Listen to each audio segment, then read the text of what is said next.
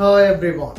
அரசியல் களம் சூடு பிடித்துள்ள நிலையில் சக்தி டிவியினால் நடாத்தப்பட்ட சமர் நிகழ்ச்சியிலே வேலுக்குமார் மற்றும் திகாம்பரத்திற்கிடையிலே மிக பெரும் சண்டை நேரலையிலே ஏற்பட்டுள்ளது. இறுதியிலே பாராளுமன்ற உறுப்பினர் இஷாக் ரஹ்மான் தலையிட்டு இந்த சண்டையை விலக்கி வைத்துள்ளார்.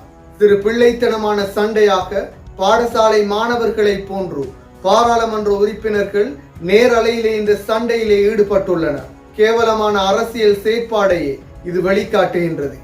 இது தொடர்பாக பார்ப்பதற்கு முன்னர் தனியொருமை யூடியூப் சேனலை சப்ஸ்கிரைப் செய்யாதவர்கள் சப்ஸ்கிரைப் செய்து உங்கள் ஆதரவை வழங்குங்கள்.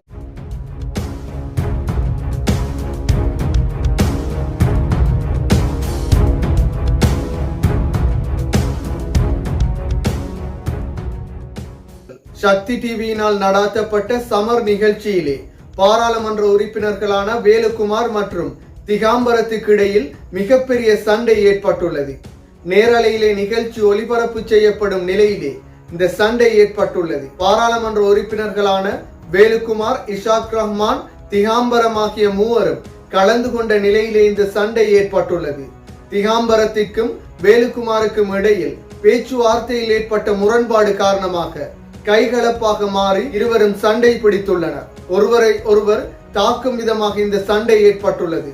திகாம்பரமே முதலில் வேலுக்குமாரை தாக்குவதற்காக எழும்பி வேலுக்குமாரை பிடித்து தாக்கும் பொழுதே பாராளுமன்ற உறுப்பினர் இஷாக் ரஹ்மானே தலையிட்டு இந்த சண்டையை இவர்கள் இருவரையும் அந்த சண்டையிலிருந்து மீட்டெடுத்திருந்தார். இலங்கை அரசியலிலே மிக கேவலமான செயற்பாடாக மக்களின் பிரதிநிதிகள் என கூறப்படும் பாராளுமன்ற உறுப்பினர்களின் செயற்பாட்டையே இது வழிகாட்டியுள்ளது.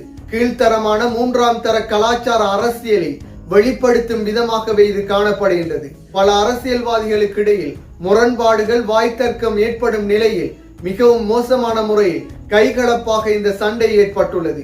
அதிலும் மிக பெரும் ஊடகங்களில் ஒன்றான சக்தி டிவி நடாத்திய சமர் நிகழ்ச்சியிலே சமரசமின்றி இந்த சண்டை ஏற்பட்டுள்ளது. தற்போது ஜனாதிபதி தேர்தல் நடைபெற உள்ள நிலையிலே இந்த கேவலமான செயல் நடைபெற்றுள்ளது. எனவே இவ்வாறானவர்களே மக்களின் பிரதிநிதிகளாக செயற்படுகின்றனர். பாடசாலை மாணவர்களையும் விடவும் மோசமான செயற்பாடாகவே மக்கள் பிரதிநிதிகள், பாராளுமன்ற உறுப்பினர்கள் இந்த நேரலையிலே இந்த செயற்பாட்டில் ஈடுபட்டுள்ளனர். எனவே ஒவ்வொரு தேர்தலிலும் மக்கள் சிந்தித்து தமக்கான தலைவர்களை, தமக்கான அரசியல்வாதிகளை, தமது பிரதிநிதிகளை தெரிவு செய்ய வேண்டும். மீண்டும் ஒரு வீடியோ பதிவில் சந்திக்கும் வரை தனியொருமை யூடியூப் சேனலை சப்ஸ்கிரைப் செய்யாதவர்கள் சப்ஸ்கிரைப் செய்து உங்கள் ஆதரவை வழங்குங்கள்.